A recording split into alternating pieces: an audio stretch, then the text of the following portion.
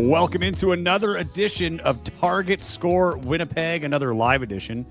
As I forget to turn on my light here. Wow, it's bright. My goodness. There we go.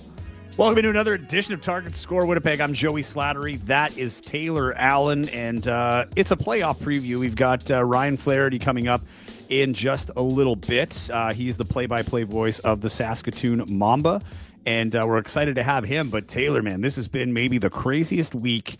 I don't know. I guess I could say of all time. CEBL-wise, Sea-Bears-wise, man, just have you been able to take it all in? I feel like I've been talking about it through all the post-game shows and all the additional programming, but we finally get a chance to talk about it on the main show. How have you been handling and taking in all the information? Yeah, I mean, I've been covering sports full-time in this province for 8 or 9 years now. So I haven't been around forever, Joey, but I've been around for a decent amount of time, and I've seen a lot of things and covered a lot of things. And this Teddy Allen story might just be the craziest sports story that I've personally experienced since I've been, working in this industry. I mean, it's hard to even put into words. It's hard to even wrap your mind around just the timing of it. How could this have happened? The severity of it.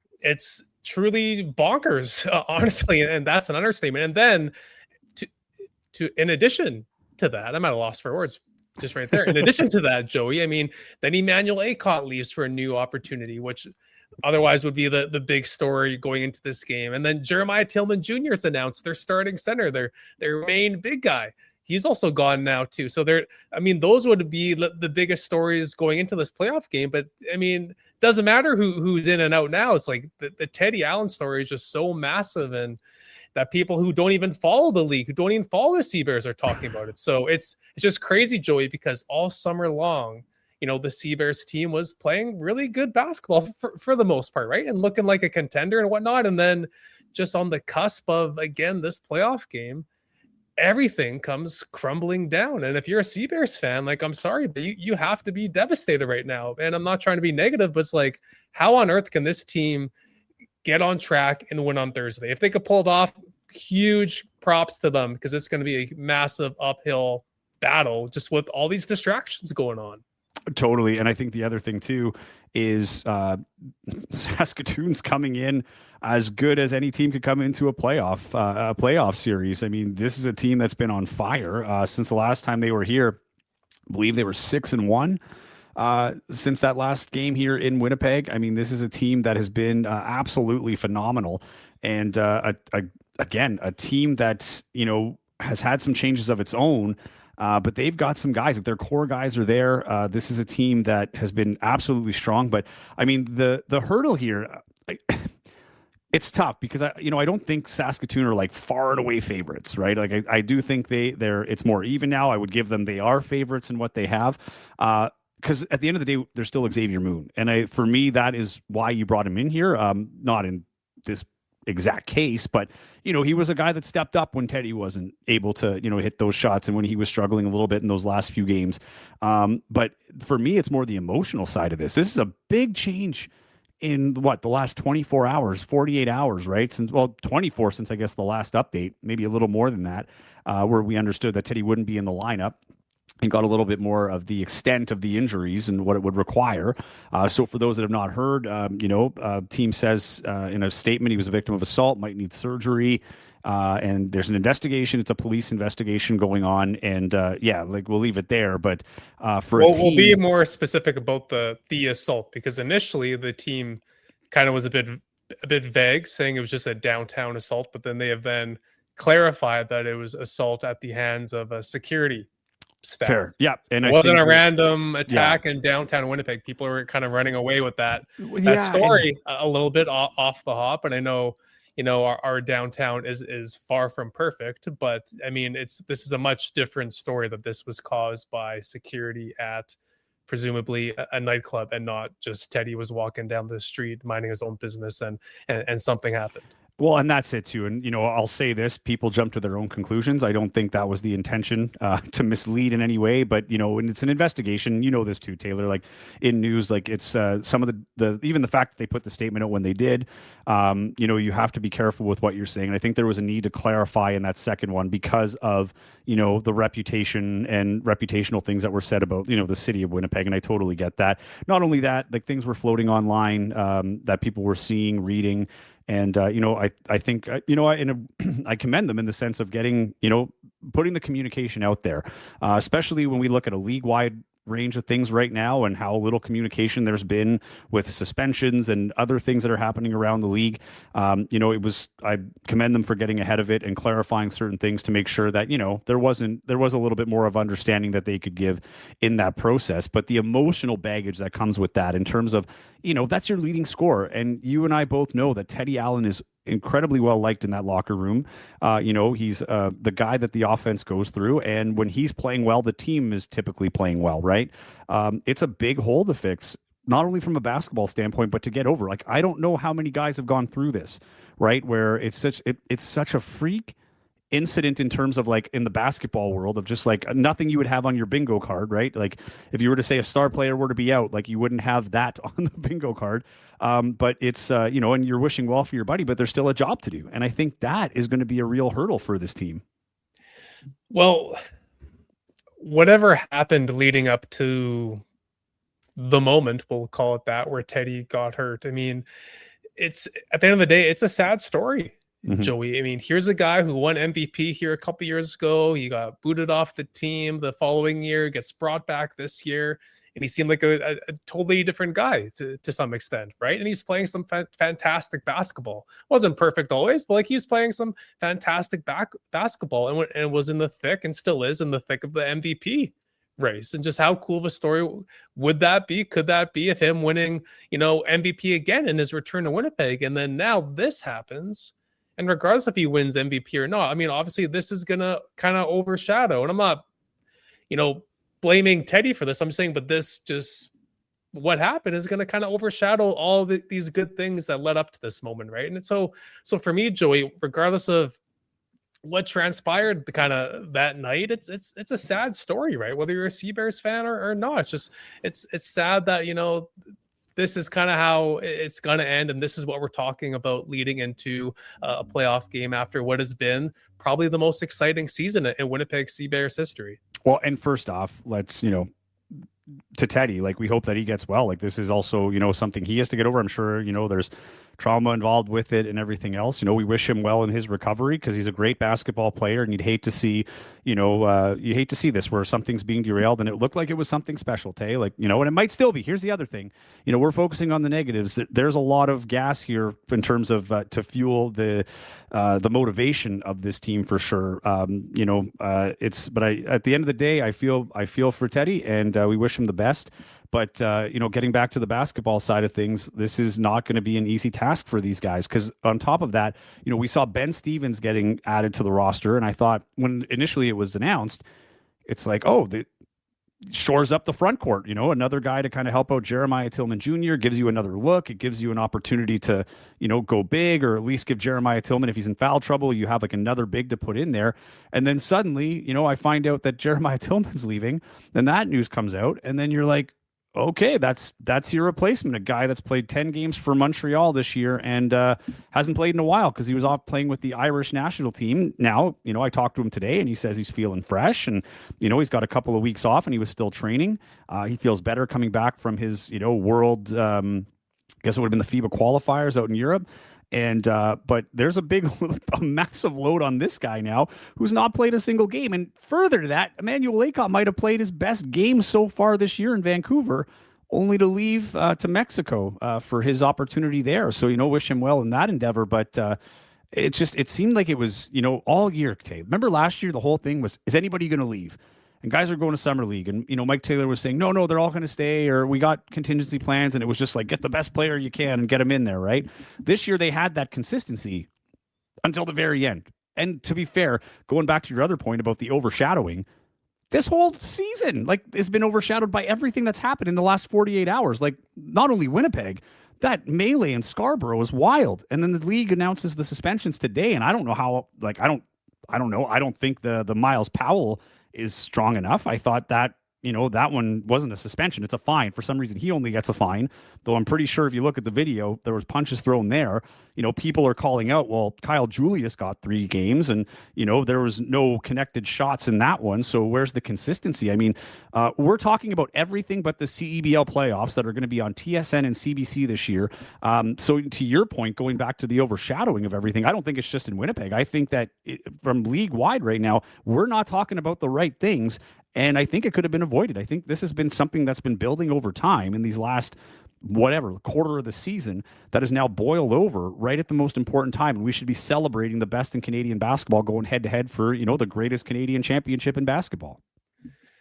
Well, if people think Ben Stevens can replace Jeremiah Tillman Jr., they're going to be in for a rude awakening. And that's not a knock on Ben Stevens. That just, Jeremiah Tillman was a real difference maker for these Sea Bears. And Ben Stevens, look at the stats, man. Like he's not the player that Jeremiah Tillman Jr. is. And then losing Emmanuel Acott, I mean, we kind of went down a similar road last year, right? When he took off to play in the Afro basket, and fortunately for the Sea Bears, it worked out where he was able to come back for the playoffs. But it's like, really, like, what are the chances of this happening again? That he once again kind of takes off, and this time it doesn't sound like he will be good to will be around for playoffs.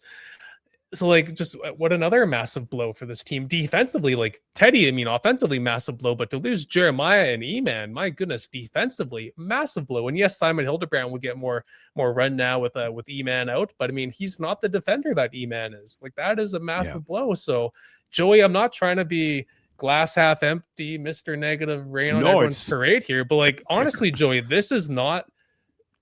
The roster that they're putting out on Thursday is not the roster that finished second in the West. Far, far, far from it. So, yes, they still have Xavier Moon. And, yes, he could go out there and score 45, 50 points.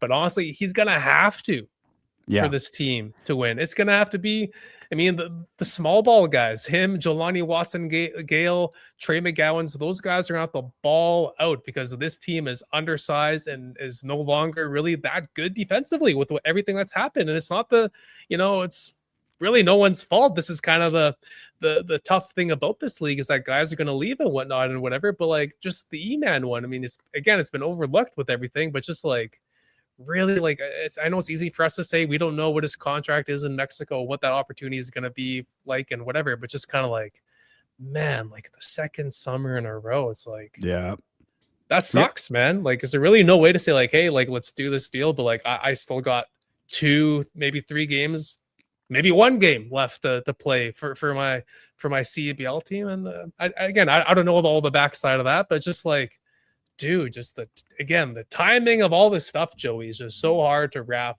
a mind around.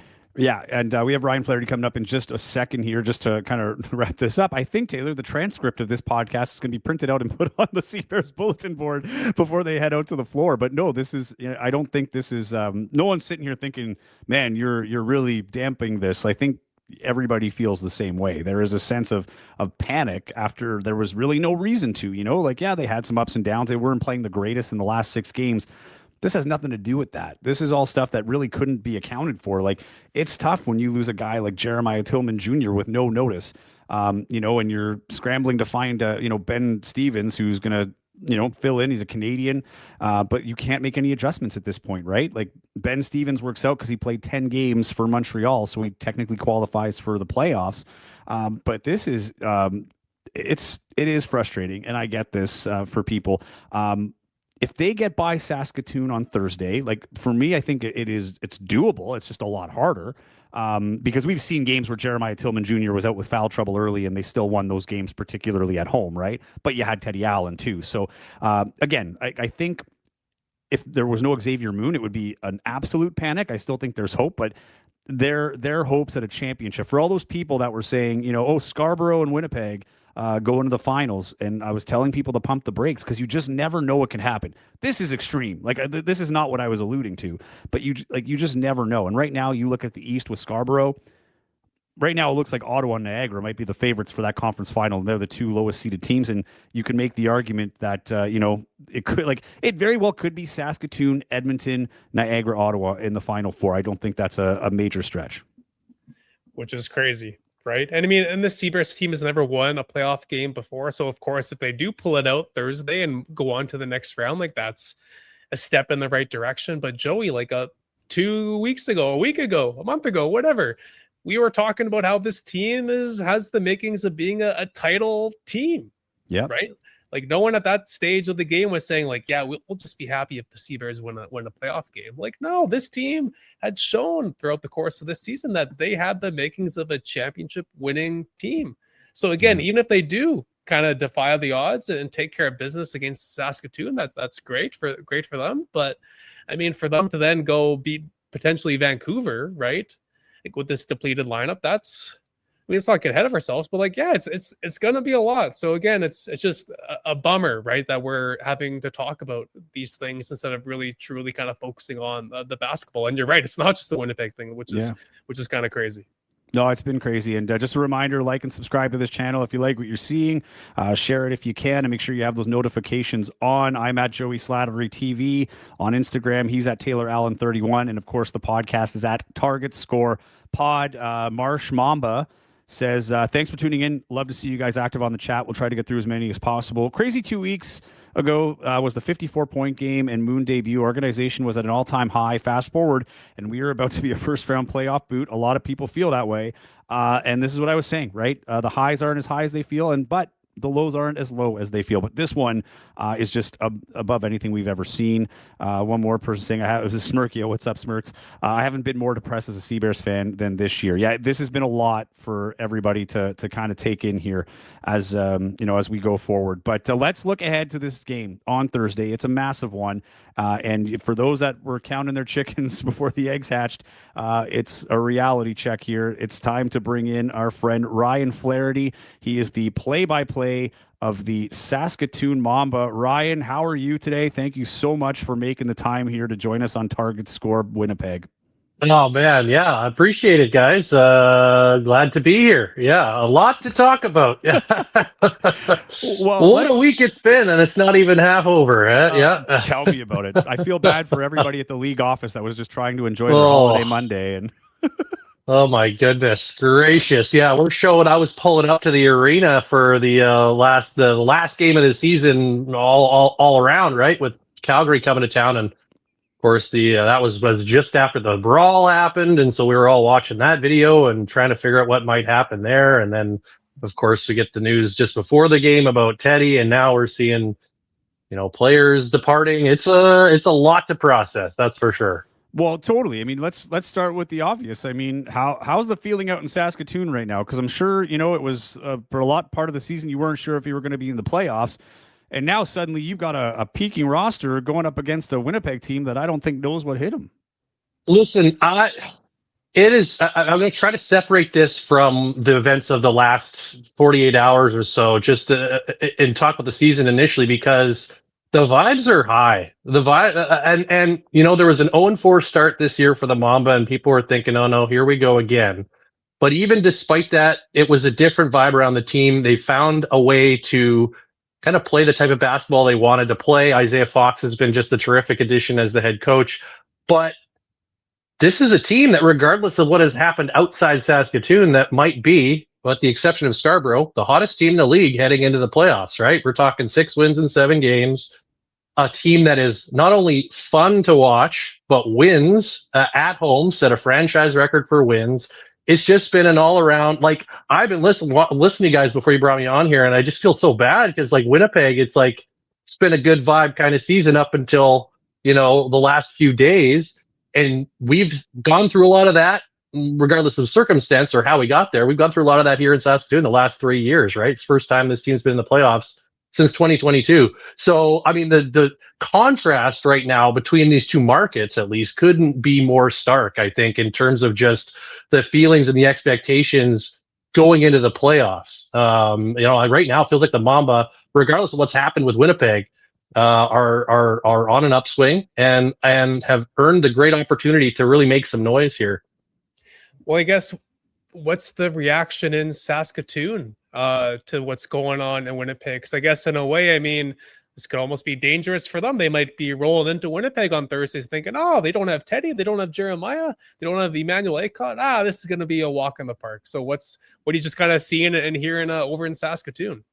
Yeah, that is. I was thinking about that just a few minutes ago. Was the one thing the Mamba can't do is think they've got it, wrapped up here, because obviously this is a good team, a well coached team. There's still some good players on this Winnipeg team that are going to be a real trouble to contend with. But generally, I think, even going into Sunday's season finale, a lot of people are thinking this is a team, and it comes right from within the organization itself, that feels they can go with anyone right now. I mean, they were a crazy target score run away from sweeping Scarborough in a home and home this year, right? Like Scarborough did that crazy 19-0 run to win in target time. But aside from that, the Mamba would have swept them in 2 meetings. And Vancouver, they didn't beat this year, but this Vancouver team in its current iteration has those 2 matchups have been a lot tighter than the first 2 were this year. So I think the feeling is, regardless of who they're playing, they can beat. They have a ability to beat anyone, and just generally the connectedness, the closeness of the group has really led to a lot of optimism, and of course the brand of basketball they've been playing has just made it really exciting to watch. So I think this what's all kind of transpired the last couple days has certainly added to the optimism, but there's certainly a lot of realism as well, looking like, hey, even if we do get through this Winnipeg team as the Mamba, there's still likely a Vancouver team. I don't want to write off Edmonton, but I think Vancouver should rightly be significantly favored in that matchup. There's still going to be a very good team on the other side, right? So it is not a done deal one way or the other. And as we know in this league, crazy things can happen. We see it time and time again. And you only have to have one guy or 2 guys get real hot or real cold to make an absolute difference in the result of the game. So I think it's a lot of optimism, but maybe some guarded optimism, because we haven't seen any playoff success here since basically the inaugural season.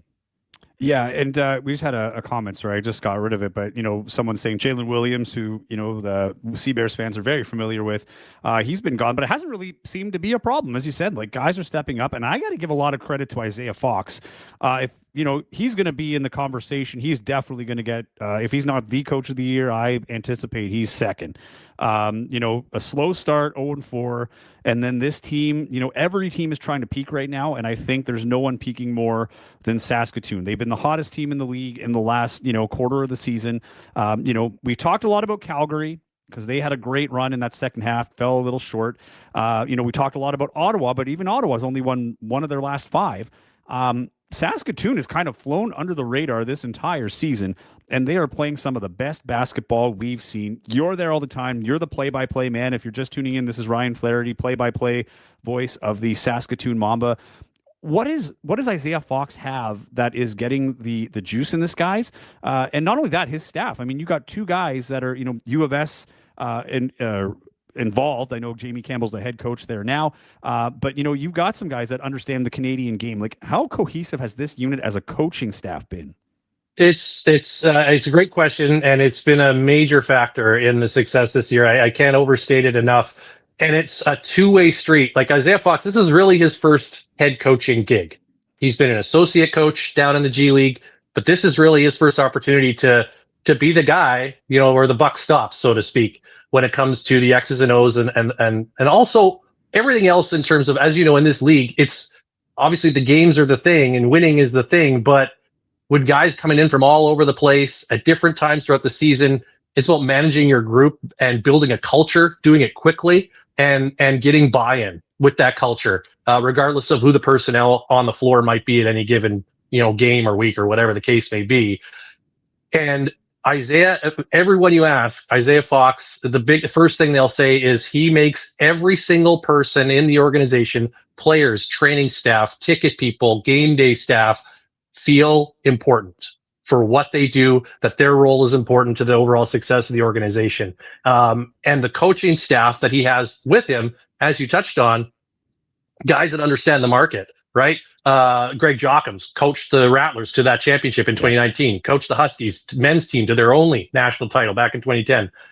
Jamie Campbell has been kind of rebuilding the men's program over the last few years. He's kind of established himself here in Saskatoon. And then Rob Lovelace, who's a Huskies alumni, and also has been a linchpin, and also used to be one of my broadcast partners here in the CEBL. He's been with the organization for several years as well. So there's continuity there.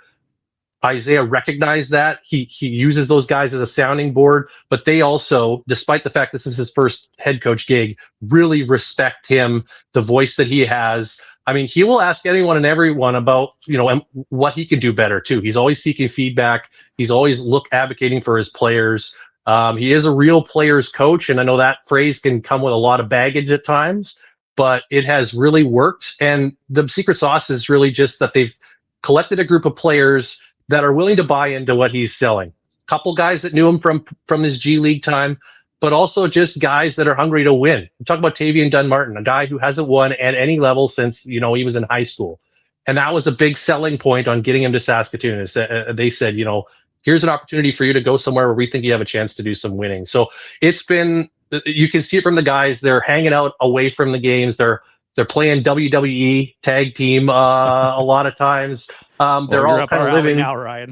living together in sort of the same complex out in the suburbs here in Saskatoon. And as someone who's been around this team since an organization since day one, and there have been some real high character guys that have come through, but the cohesiveness of the group is unmatched in the 8 years of this organization. And Isaiah Fox has such a huge reason for that. And yeah, you talk about Coach of the Year consideration. I know awards ballots still can get in before tonight, so I don't want to taint the jury pool at all, but I can definitely tell you he was on my ballot. I won't tell you where he was. I think there's some really good candidates. I think Mike Rainbow is another guy who deserves a lot of credit for the job he's done this season. But it's been a really, really fascinating process to watch this team kind of coalesce together with Isaiah Fox as the pun intended head of the snake. Full transparency is on my ballot too. And Greg Jocham, sorry, I was blanking on the name. Legend in the U Sports world. So yeah, great to see him there. Well, I know where you're going with this, Taylor, because we don't have to remind people that TDM is probably our favorite player in the league to watch outside of Winnipeg. But go ahead, Tay. I was going to say that must have been one hell of a sales pitch to TDM, because the Mamba have not done a whole lot of winning recently. Right. But it has been a different season for you guys this year. So obviously the sales pitch did come to fruition and work out. But Ryan, I'm just curious, what needs to happen on Thursday for the Mamba to win, and what needs to happen on Thursday for the Sea Bears to win, in your opinion? Yeah, well, I mean, for the Mamba, I think it's really a simple matter of continuing to play the type of basketball they've been playing the last third of the season or so, and that's high tempo. Obviously they shoot the three more than any other team, more frequently, but they also make more threes than any other team. So the highest percentage as well to go with that high frequency. It's a lot of it is about pace, and it's about it's funny. About a week or so ago when Niagara was in town, was at their shoot around morning of the game, and Kimball McKenzie was talking to the River Lions at the end of the shoot around about the fact that the Mamba use, and I'll use his words, weird spacing and weird actions. So it's a little bit unorthodox, I think, from a basketball perspective. And they have a real versatility in their lineup. So the Mamba are going to need to keep maintaining that kind of lineup flexibility that rotation flexibility that has benefited them so well. The thing is, their best player, Tavian Dunmartin, he's tied for the 3-point record, but he's also a guy who set the assist record this season. And I think he's opened a lot of people's eyes to the fact that he's more than just a 3-point shooter. He's also not a guy who's going to force those threes. He had a chance to set the record on Sunday. He only attempted 5. He didn't make any, ends up sharing it with Javonte Smart. But again, he's celebrating with his teammates. So it's not about him getting his stats so much as the team winning. So it's that selfless attitude. It's a bit of an intangible, but it's a massive one, I think, that's benefited them. The other piece is an X factor that the Sea Bears haven't seen yet, and that's Damari Monsanto. This is a guy who's come in, he's played the last 6 games, and aside from a one where he just had 3 points, he's absolutely filled it up. He's become a huge threat, especially from beyond the arc. He had 6 threes again on Sunday against Calgary. He's had 20-plus points multiple times. He's averaging, I think, just about 18 points a game in his 6 games. Winnipeg hasn't seen him, so that's going to be a big factor. And then the size for the Mamba. If they can use Bediako especially to their benefit, especially with Acott and Tillman now gone from the Sea Bears. I mean, obviously, when you look at the roster construction as it is right now, as we sit right this moment, that's a massive advantage for Saskatoon. And even though Bediako had a quiet couple games the last two against Winnipeg, that's when he was facing the likes of Acott and Tillman in the paint. Now he's not going to have to contend with those guys. So the pick and roll game with TDM and him is going to be key. And TDM finding his shot, which he seems to do better on the road. So that's not great news for Winnipeg either. He had 11, 20 plus games. 10 of them were on the road this season. So those are all going to be factors. But again, it's that rotation management, the energy, and sort of the selflessness. As for the Sea Bears, I mean, I think they have to try to slow the game down as best they can, even though they're going to likely be playing a pretty small lineup, which lends itself to playing a little quicker. But I think the quicker you play, the more that plays into the Mamba's hands, especially as a team that, even though they've allowed the most points per game this season, that number has steadily ticked downward. And Isaiah Fox, quick to point out, their assist turnover ratio has really improved the last few. So I think Winnipeg needs to try to grind it out. I don't think you have much choice when you are undermanned. We saw this with Niagara coming to town last week. They didn't really have the horses. They tried to junk it up a bit, and they stayed in touch pretty much the entire game. So I think obviously Xavier Moon, who the Mamba haven't seen yet this season, is going to play just a massive role for the Mamba. For the Sea Bears, excuse me. He's going to need to score probably more points than he has in any of his 5 games so far. But he's also going to need to be the guy that's finding whoever's open at every possible moment. It lends to his skill set, but it's going to basically Winnipeg, I think, is going to need to kind of junk the game up a little bit. Try to get Bediako in some foul trouble. Try to get some guys off rhythm. Get physical with them. I know this Winnipeg team plays a very good defensive game, and I think you're going to really need to lean on that in the absence of some of the pieces that they're going to be missing. Yeah, well, let's not bury the lead here. I mean, Teddy Allen not being in the lineup and the likes that had happened, for those just tuning in, we talked about it at the start of the show. But in a Cole's notes, the team put out a statement saying he was assaulted downtown. It had to do with a bouncer at a local bar.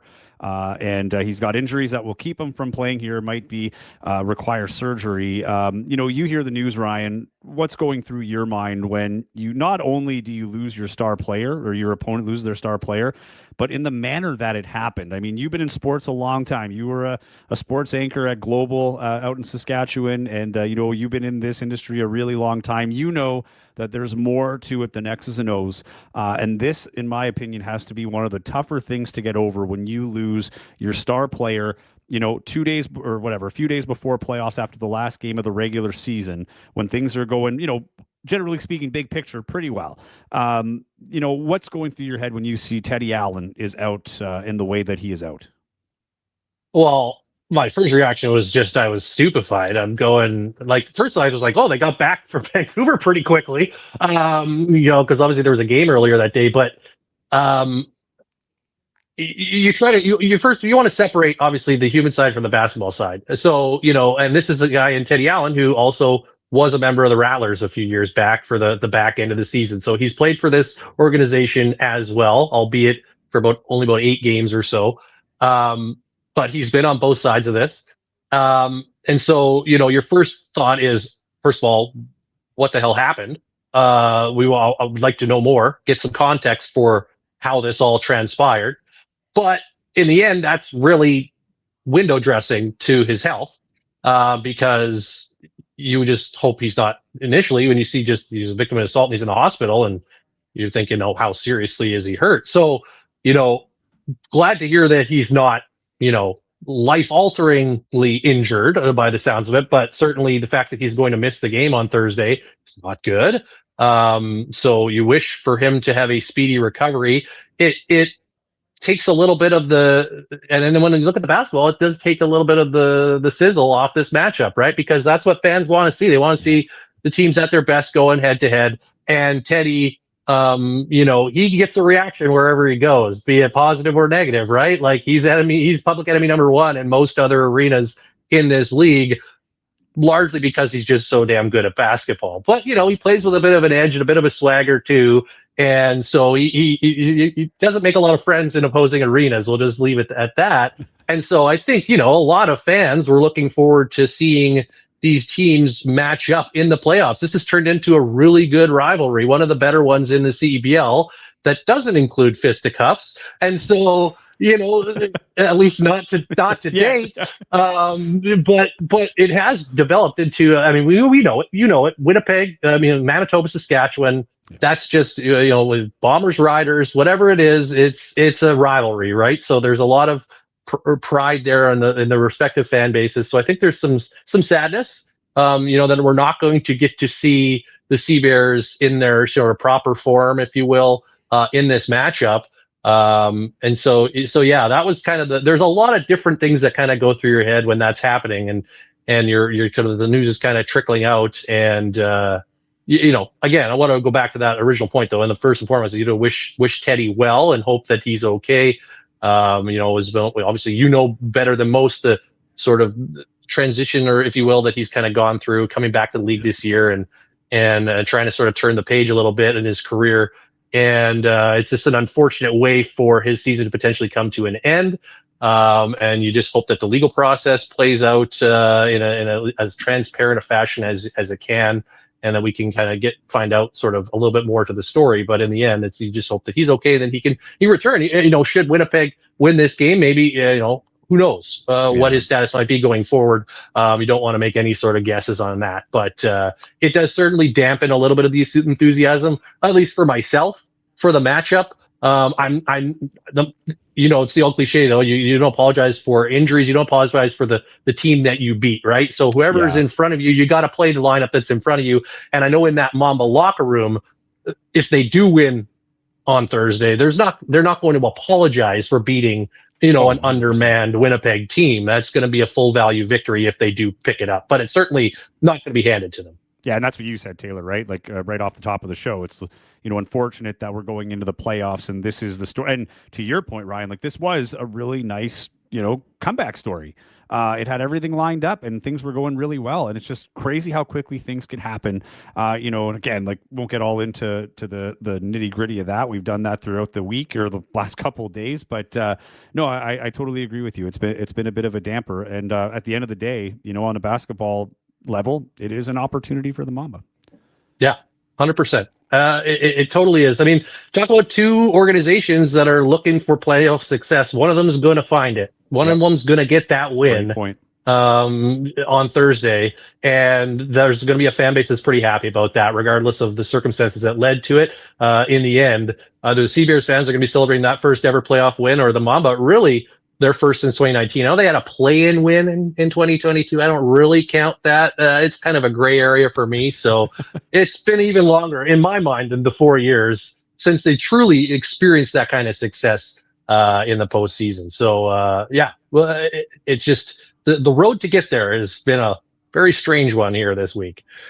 Well, one of these teams will be going away after Thursday, but this Teddy Allen story isn't going to be going anywhere. I think in the coming weeks or maybe months, as more information starts coming out, and people start to really know what happened that night. I'm assuming we will get more information. Then it'll be something everyone can kind of sink their teeth more into and really wrap their minds around. But unfortunately, I do have to run. Ryan, it's nice meeting you. I'll let you guys continue to break down the game tomorrow. I know everyone's kind of, us three included, are a bit not as excited as we were before, but who knows? The CEBL is pretty unpredictable, so you never know what could happen or who could be that breakout star for either side. So hopefully the energy is still there tomorrow in the building. Hopefully the place is still rocking, but either way, us three will be dialed in and tuned in for sure. But I'm out here. Nice seeing you guys, and all the best. Yeah. See you guys tomorrow. I appreciate you. Talk soon.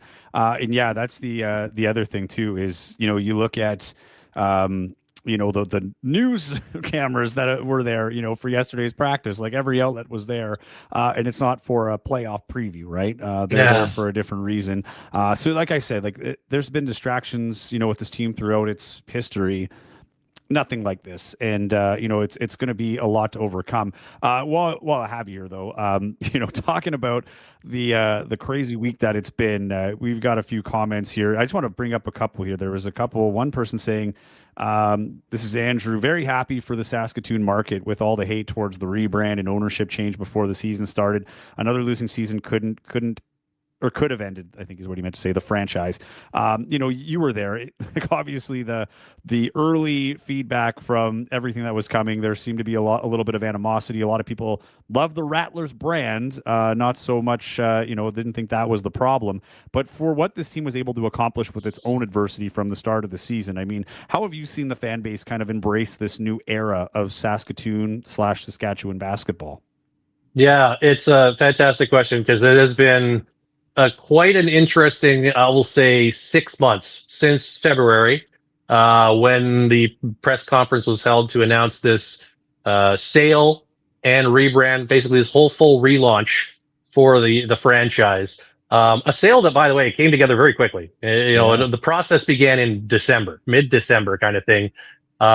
Even though Real Entertainment, Jason Rivera, Usman Tahir Judd had kicked the tires about a year prior, but then he kind of came back around to it in December. So a lot happened really quickly.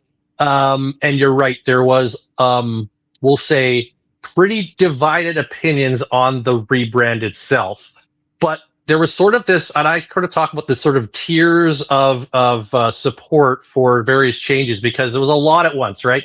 Obviously, the rebrand of it all was the most visible piece of it, and the thing that the most fans, whether they were hardcore supporters or casual fans, that's the easiest thing for people to seize on. But at the top, you got to start with the fact that this was the last team to get private ownership in the league. And I think right from the start, there was almost unanimous support for that. I think people could see that there was some restrictions, if you will, on money when it came to the Rattlers and what they were able to do financially, because they were still under that Canada Basketball Ventures arm length of the league kind of ownership.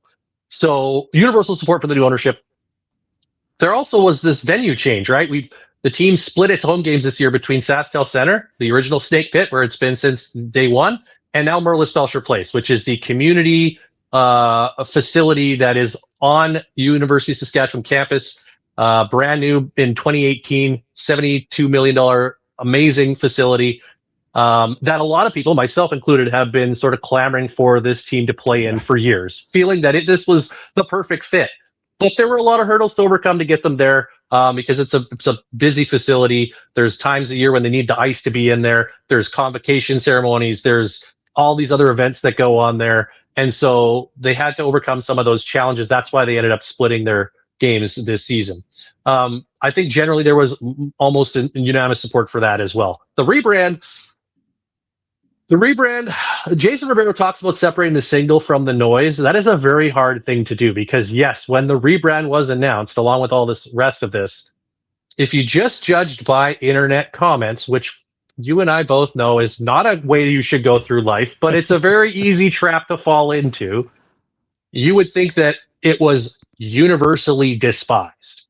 And I'm not going to discount that there were a significant number of fans who did not like it, still don't like it. I think, though, the challenge is to identify which of those fans are actually Rattlers/Mamba fans, and how many of these comments are coming from outside of Saskatchewan or even Saskatoon, and how do you separate all that? Because frankly, it doesn't really matter what someone in Scarborough thinks of the rebrand. Fair. It doesn't matter what someone in Winnipeg thinks of the rebrand. The bottom line was this team was in the bottom third of the league in terms of merchandise sales. They did a lot of research, and the data showed that the Rattlers brand did not resonate with the younger demographic of fans, and maybe the more broadly multiculturally diverse group of fans within this market, which is quickly changing. This is a fast-growing city, a much more multicultural city. I'm born and raised here. I can testify to that. Much more more sort of global city than it was even 15 years ago. And so there's a lot of folks that are in the old school hockey, football is our stuff kind of crowd, and I love those sports. But there's a lot of folks who are reluctant to accept that things might be changing demographically within their home province or their home city. And so I think there was some baggage attached to some of the negativity with that as well. So there's a lot of stuff to unpack. But in the end, as I mean, a lot of us said right from the start, is people are going to, a lot of fans were upset about the rebrand, are going to forget about it if this team wins basketball games. And sure enough, as we've seen proven time and time again, winning is the thing. That is what will get you support. If you win, if you give the fans something to get excited about, then a lot of them will put those misgivings aside. And we have seen, and especially with the team moving more regularly into Merlis Belcher Place over the second half, the crowds have steadily grown. The atmosphere has continued to get better and better. The players like it. Even the visiting players will come in and comment on how much more they enjoy playing in Merlis Belcher Place. It's not a knock on SaskTel Center. That's just a massive 15,000 seat arena that you can't possibly hope to fill in the summertime for CBL basketball, at least not right now. So it's been an interesting process to watch. And then the team's gone 8-4 at home. So fans have been able to get on board and be rewarded for that support with victories on the floor. And a lot of that negativity has kind of fallen by the wayside. You'll still hear people in Mamba, that isn't even a snake that lives in Saskatchewan, blah, blah, blah, whatever. Yeah. And I was even first to admit, and I still not the number one fan of the name, but I will admit it's easy to say, fun to say on a broadcast. It rolls off the tongue quite smoothly. And so, even I've kind of grown to appreciate it maybe more than I did initially. And I think you have to give Jason Ribeiro and his team a lot of credit for taking a big swing. Because as you mentioned a few minutes ago, Taylor did, there's a chance this sale not gone through or some other things happen. This team may not have even been here this year. There was no one left in the front office as of last October. There were 2 employees left in the organization, right? So the groundwork was there for a relocation. And now I think this team has reestablished itself, and there's no fears of this team going anywhere. And now what they want to do is really reward that support with some playoff success. Yeah, and I think it would go a long way. I mean, I agree. At first I was kind of like, okay, because I also, I lived in Regina for a while, and I'm like shocked they got away from the green was my first kind of more than the Rattlers, and go into purple, which is a very tricky sports color. That's why you don't see a lot of pro teams with it. It's grown on me. Like I'm still not. I love the Rattlers branding. Like personally, I thought it was, I did too. Look cool. I love that prairie rattle, like the wheat rattle. But I get it. It's a new ownership, and they want to have their new team, right? You're trying to break away from the unsuccess there. And I've loved the Merlis Belcher look on TV. I've still not been out there in person, but I agree with you. Like SaskTel Center is massive for our Winnipeg viewers. If you've never been, like it's as big, maybe bigger than Canada Life Center. And for whatever reason, it just didn't pick up like it did in Winnipeg. And to be frank and fair, when the Sea Bears announced their name, there are a lot of people going like, what's a Sea Bear? Right. Sure. Myself included. Yeah, totally. And now it rolls off the tongue here too. Right now, we can't imagine the team being named anything else. So I think it'll take some time, but winning goes a long way. And as you said, this is a team that is going back to the playoffs for the first time in a very long time. It's a new era. You've had your most successful season. I think there's a lot to be excited about. One person asking, and you're the guy to ask, this is from Andrew. Andrew, thanks. I've got to your message a few times. Appreciate you getting in on the chat. Says, do you think the Mamba played their last game at SaskTel Center? That's such a great question. I wish I had a concrete answer. I think what I can safely say is that there is a strong desire within the organization to play as many games as possible at Merlis Belcher Place going forward. And whether that means somehow getting all of them there, again, there are some hurdles in terms of how that facility is booked and used. It's a sort of a hybrid facility. Again, there is community usage. We have, it's home for the Huskies hockey teams. It's also the practice facility for their basketball teams and houses their soccer teams. Their team rooms and stuff are in there. Griffith Stadium is right in behind where they play their games.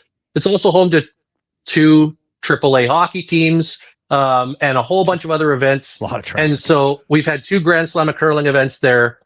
But it's the time frame of the season, and of course, I think you probably heard the same whispers I have about maybe expanding the season in terms of number of games even further. Whether that's going to happen or not, there are other issues with that we don't have time to get into here. But if that were to happen, it would increase the challenges of playing all the games at Merlis. But I think the hope is if they can get all their games there next season, that would be the top priority. That might take some creative scheduling. You might have to see something like we saw with the Argos and Lions in the CFL this year with the World Cup affecting their stadium availability and sort of having heavy chunks of games in different parts of the year. So maybe that's the solution. If you want to play everything at Merlis, you might have to face a stretch of 6, 7, 8 straight road games at some point in the year in order to accommodate the other things that go on at Merlis.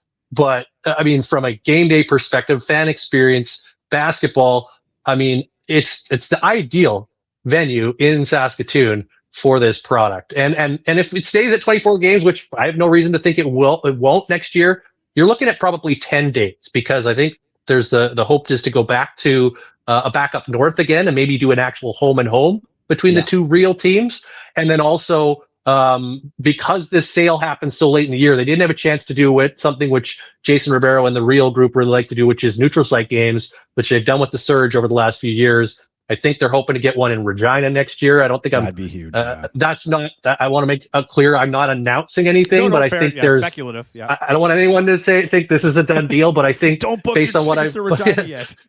But I think that's I mean, if they'd had more runway this season, they probably would have made it happen as well. So realistically, if you're staying at 24 games, you're looking at 10 dates, and I think there's definitely a way that they can make that happen to have all 10 at Merlis Belfort Place. I think the arena staff are supportive of that as well. Got to give them a huge amount of credit for helping this happen as well. And of course, the Huskies, that partnership is strengthened even further by having those games there. So, I mean, I would love to see it, and I'm hopeful that it can happen next year. Yeah. Yeah, and honestly, like, I think the neutral site games in Regina would be huge. I know, I lived in Regina. I always thought it'd be awesome if you had a battle of Saskatchewan. You've never really had that professionally. Yeah. And if the league continues to grow as it has, I mean, I know there's interest in other markets. Regina's been kicked around before the ownership. I know there is that kicked around with the league. Do we move it south, right? Do we go to Regina? I think Saskatoon's in a good position now, and I would love to see, if they got something started up out there. I know it'd be tough because Saskatchewan also, the size of the market, you want as many fans as possible, but give fans a rivalry. I think there's enough people there, and I know the fan base very well. It's a very strong sports fan base.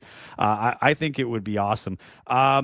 Before we get to Regina's hosting nationals right now. Just mention that. Great basketball town. Yeah, absolutely. This province, very sneaky basketball market. Like, a lot of people don't appreciate how much support there is for the sport here.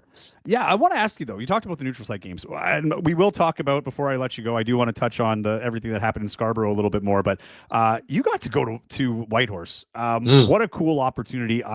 Hats off to the Real Sports Group for pulling that off. I know there are some challenges when you're doing something so quickly that's never been done before, but history was made, and I thought it was a phenomenal initiative to engage the northern, basketball community that is often overlooked because of its size.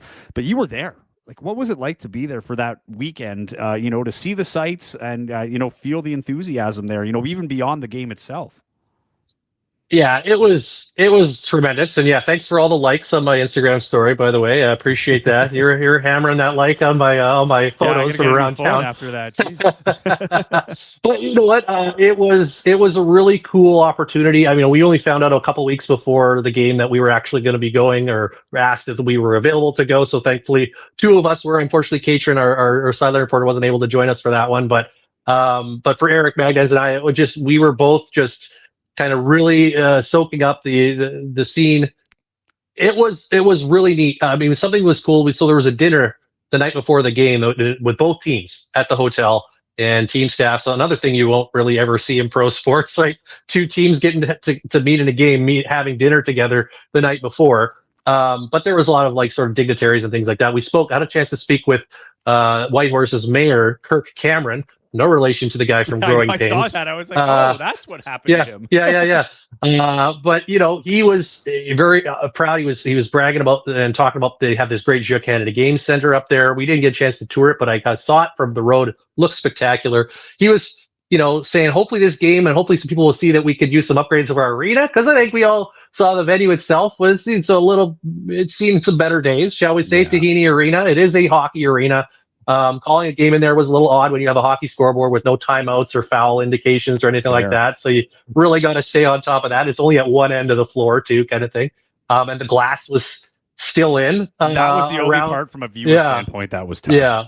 Well, I can tell you it would have cost $30,000 to have the glass removed temporarily. That was the price tag that was thrown out when the request was made. So Who knew? yeah, apparently, and even the same number for just some of the glass, right? So it was $1. So that's why they didn't do it. It was a little cost prohibitive. But I think even despite that, it still looked like pretty good on TV. The cameras were high enough up; it wasn't really restrictive on the viewing, the sight lines. And they sold that building out, and the tickets were $55 a pop. Wow, There were, good for them. and they sold 1,500 of those tickets in a city that's basically the size of Moose Jaw. So very, very cool to see. We weren't there for the Canada Day parade that they had a couple days prior, but the teams had sort of a couple trucks that were decorated or whatever, and they had a hoop on the back, and the kids were just swarming it, shooting hoops. They're giving away merch. In fact, Eric Magda, as my broadcast partner, was asked to bring up on behalf of the team a whole other suitcase full of merch because they sold out of Mamba merch before the game even happened. Awesome. The game even happened.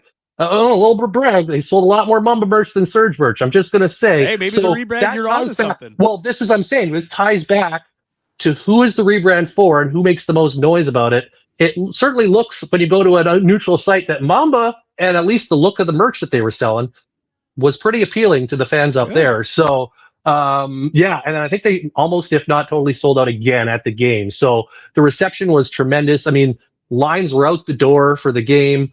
And again, it wasn't cheap, right? So it was tremendous. And I think my favorite part of it was when the game ended. They did this really smart thing in the game where they handed out Canada flags on every seat before the game. And so all these fans, I think it was the start of the fourth quarter, had waved their flags and stuff coming out of the timeout. Great moment on TV.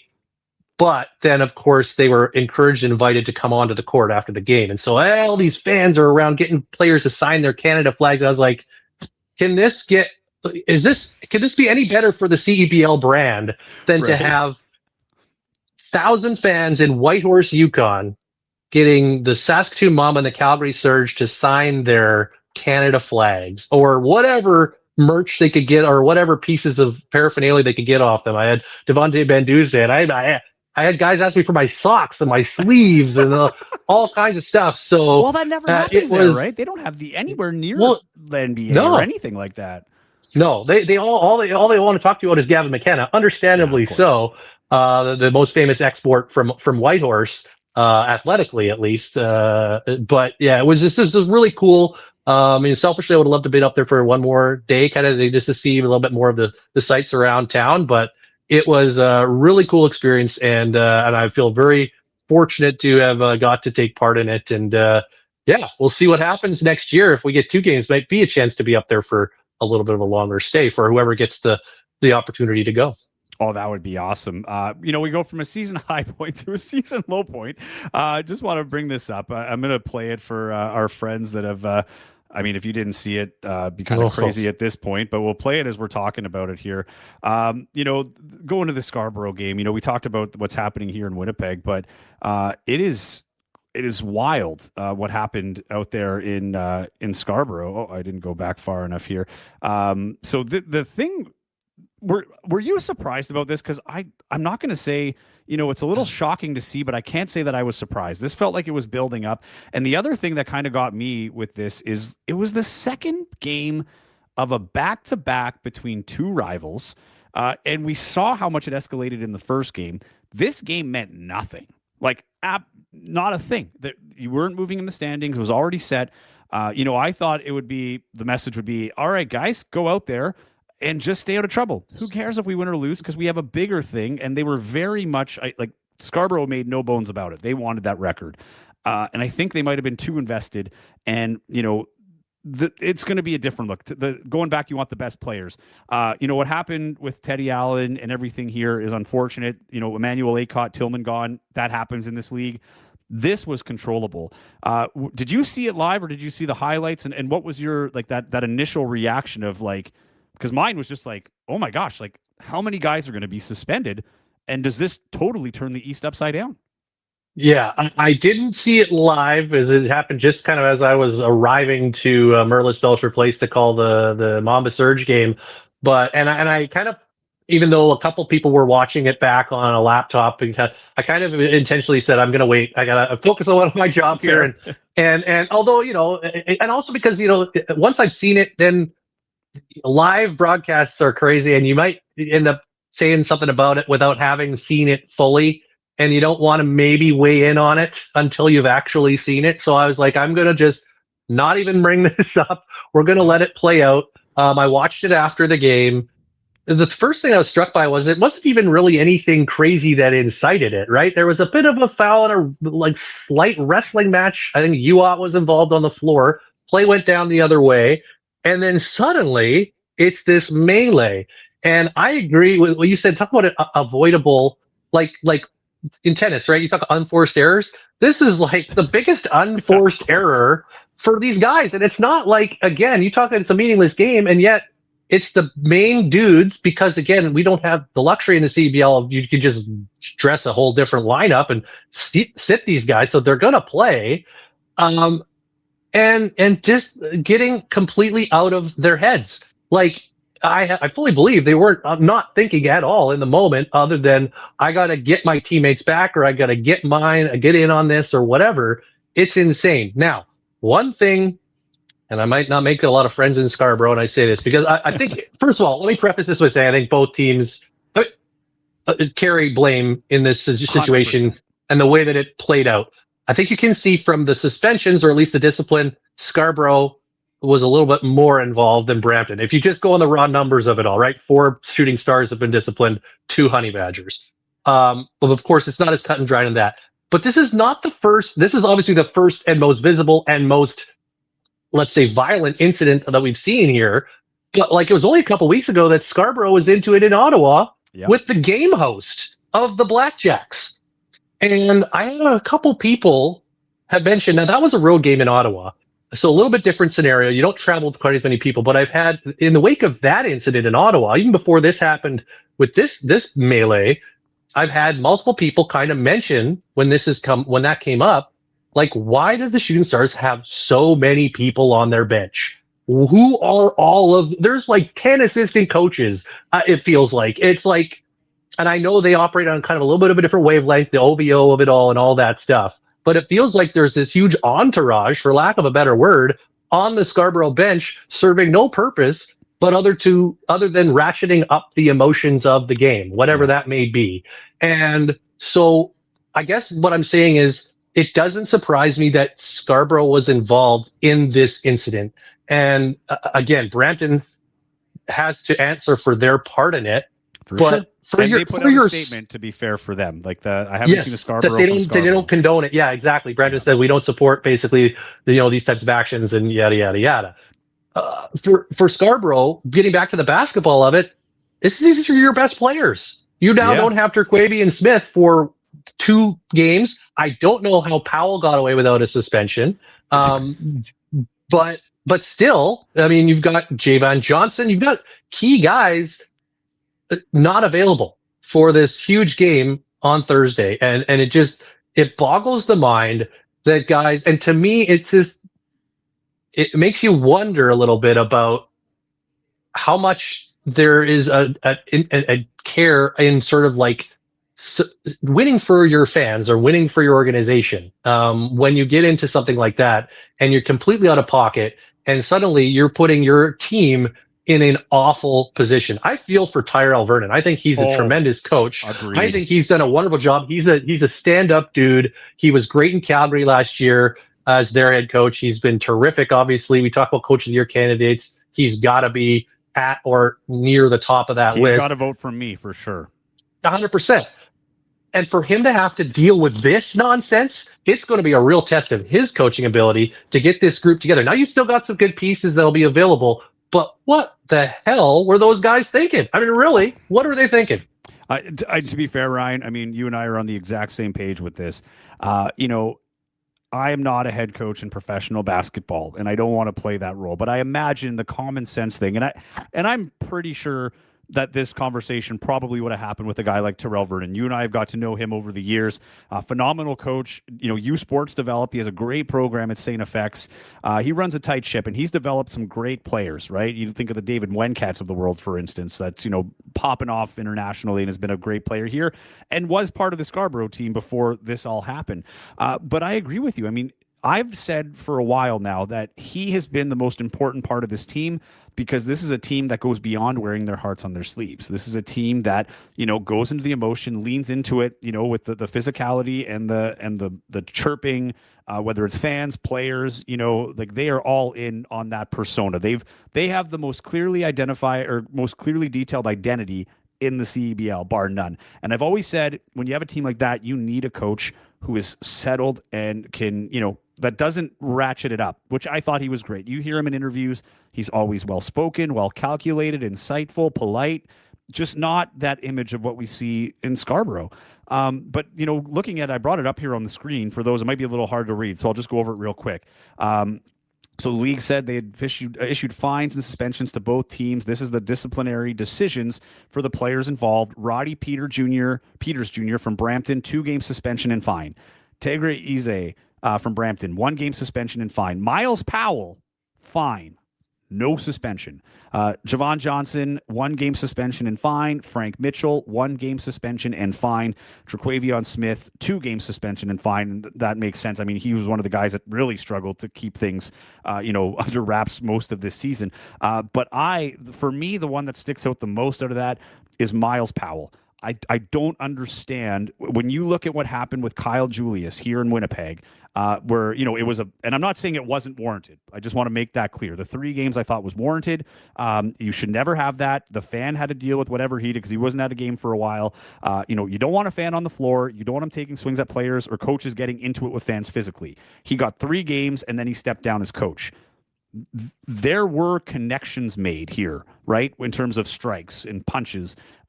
It got out of hand behind the scenes, at which we don't know the extent of it because it's not on camera.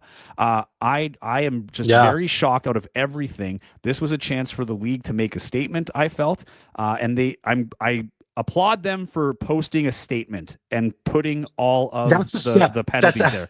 Massive step for this league. But it is. Where I do find a problem is now I want to know what the fine is for Miles Powell. Yeah. Because now it's, that is very vague. Like the suspension to me speaks way more volume than a fine. And Scarborough's very fortunate that they've skirted this and they get the, MVP candidate in their lineup for Thursday. But I got to say, I'm a little disappointed that there wasn't a 1 game for him too, because he was very much involved. It's on the video. And I just don't understand why one player doesn't get it while the rest of them do. Yeah, I share your. I'll say confusion. I'll put it. I'll maybe phrase it that way. Now I don't. I have all kinds of empathy for the folks in the league office trying to pick apart the Zapruder film and there's a lot going on. As we know, things have improved broadcast side from year to year, but we would love to have more cameras and more angles. We just don't really have yet. That might have helped with this process. It still is very confusing to me that Powell skates with a fine and not at least 1 game, because it did certainly look like he threw at least 1 punch in that fracas. The other thing that sort of factors in here is we saw Addison Patterson get a 2-game suspension just a few days ago because of a headbutt. And so there was this precedent already set, sort of, but basically this physical contact side. And I mean, we know in basketball, you throw a punch pretty much any level, unless you're playing in the Filipino league or something, you're going to get a suspension. We've seen some pretty wild international tape. Don't mean to single out. The Filipinos got a great basketball league. Don't at me. But internationally, it can get a little off the rails at times in some leagues. I saw some crazy film from Mexico the other day. Actually, that was just banana land. But this is certainly the first of this level that we've seen in the CBL. So it's a test for the league to kind of have to try to meet the moment, if you will. It's a test certainly no one wants them to have to face, but I guess inevitably it's going to happen at some point. It is I would be really curious to see sort of the breakdown. We need to get a John Boy on this and try to break down this video and see if he can pick apart who got what for what. Because I know from the looks I got at it, I was like, thank goodness this is not my job. But I will say, as confusing as the Powell piece of it is, there's also this could have gone another way where it could have been like 2 games next year. That's what I was thinking too, and kind of worried about. Pull a bit of a FIFA. We could defer this suspension. We've seen this in a lot of leagues or they say, playoff games are more valuable than regular season games. So a 2-game that Patterson got in the regular season is only a 1 or maybe just a fine for playoffs because there's only so many playoff games available. But I think the bottom line is you're going to do something like this, you should face the consequences. And especially in this league where you don't know if players are going to be back in it next year or not, the league had to impose this discipline for the playoffs. And so even though it does seem to be a little bit inconsistent in the application, I am thankful that at least it has been applied.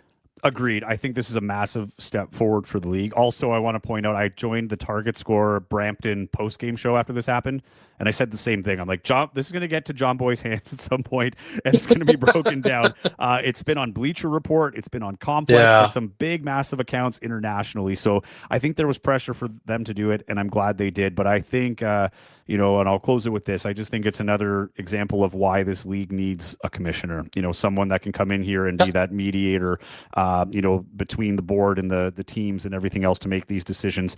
I think we've seen a lot in these last few games of some of the things that need to be addressed in the off season. And I hope that those things are addressed seriously. And, because it's a learning thing. And we knew that this would be a little bumpy going through the new leadership change and the changes with the league and everything else. And it's unfortunate that it just all happened towards the end. It didn't seem like it was sequential throughout the season. We had a few things here and there, and then it was just like fireworks. It all exploded at the end. But even Miles Powell, he got a suspension earlier this season for, bumping a referee. So it's not like he was... but anyway, before I let you go, you have something to say? I will. Can I throw? Just one more thing on there on the to-do list for the off season, unrelated to this incident. But when you talk about things to sort of look and as you continue to build forward, because yes, we want this league to be as big and as beautiful as it can be, and there are growing pains that come with that. But we need to, the royal we need to do something about the playoff eligibility rules because 3 games, not only just with the team, but with any team, that is too low of a bar to be eligible for playoff participation. I think I'm happy for Vancouver that they get to see Mitch Creek in the playoffs. It's not a slight on him at all, but I think players should have to have played at least a quarter of the season with their club. Now, whether that's just on the roster or active, but 6 games I don't think is too much to ask. So that's my little request if we want to add to the list for the offseason. And I know that's going to be a point of conversation with the Board of Governors. I know that for a fact. So for sure. Whether it's 6 or not, but I do know that's going to be discussed in this offseason. I hope they keep the Canadian rule. I hope they address that. I think the only thing I'd want to let them go for is international for sure, because you have no choice. If it's FIBA related, they have to be released to go play for their national team. And honestly, with the NBA Summer League, I understand it, but I'm also seeing this year, I felt like there was less hype around Summer League. And I think a few guys went there thinking it was going to be this big opportunity, and they rode pine when they could have been playing, in a league, getting some tape in a real game, and going after a championship. So those are the things I agree with you 100%. And I hope it's all revisited. And I think the league will come back better from this. I'm very optimistic about that, but definitely a lot was put out here that you can't sweep under the rug, and, it was exposed for everybody to see. And now I hope it brings action afterwards. Yeah. CDL can't the brand outside of the hardcore fan base and those of us who've been around it cannot be, oh, look what happened in this brawl. We need to be getting attention for the basketball. And I think in a lot of ways the league is. I mean, you hear about the players and the word of mouth spreading down in the States about the opportunities that are available here in the summer. That's a great thing. But yeah, there's definitely some work to be done. And I think you and I can agree. This all comes from a place of love. We care deeply about this league. Yes. We just want it to keep getting better and better. And so with that comes some growing pains with some things that you're going to need to deal with along the way. And so it'll be really interesting to see how this all plays out in the immediate future with these teams that have been involved, and see how things happen for them in the playoffs, but also into the offseason. What kind of transparent communication is the league putting out when it comes to some of the changes and some of the shifts that might happen in the rules and eligibility and all that kind of stuff? I think we need to see a little bit more into the public from the league leadership that will help fans kind of understand what's going on and be able to plug in more directly to the day-to-day of the league. Yeah, 100%. And I like this one here. This is our NBA, like the CFL is our NFL. And I've said this before. I think this is the trajectory for this is the CFL of basketball and beyond. I think there's a huge opportunity here, but there needs to be some housekeeping before we can put it out, to the world and, get some of those bigger TV contracts and whatever it is. Hey, Ryan, this has been a ton of fun. Thank you. I think this is longer than you anticipated to be here. I appreciate you being here and being candid. I want you to enjoy the game on Thursday. And who knows, it looks like there's a good shot you might be going to a game on Saturday. So enjoy the game. See. Thank you so much for your time, and we will definitely do this again, my friend. Hey, I appreciate it in the invite. Thanks for having me, and hey, have a fun call tomorrow. I hope we can set all this other stuff aside and just enjoy the game. I'll be looking forward to listening to and watching. I'll tell you this, we're turning the page over hard tomorrow, and we're going right back to basketball, because once that tips off, the conversation will be the playoffs, and I'm looking forward to it. Right on, brother. Thanks. Appreciate it. We'll talk to you soon. All right. Cheers. Cheers. And that was Ryan Flaherty, the play-by-play voice of the Saskatoon Mamba. He's, that was a great interview with him. Or I shouldn't even call it an interview. That was a full-blown secondary podcast. I hope you all enjoyed it too. But yeah, there's a lot of things that came out here that, is the league is going to have to pay attention to. I know a lot of you guys on the chat, and thanks for the chat. I tried to get through as many as I could here. I'll try to go through a few more for those that are still here. Someone saying, Smirkio saying, Miles Powell should have been suspended too. I totally agree. This is the biggest question for me in the whole thing. Again, I want to give the league credit. This was handled properly in terms of a statement going out.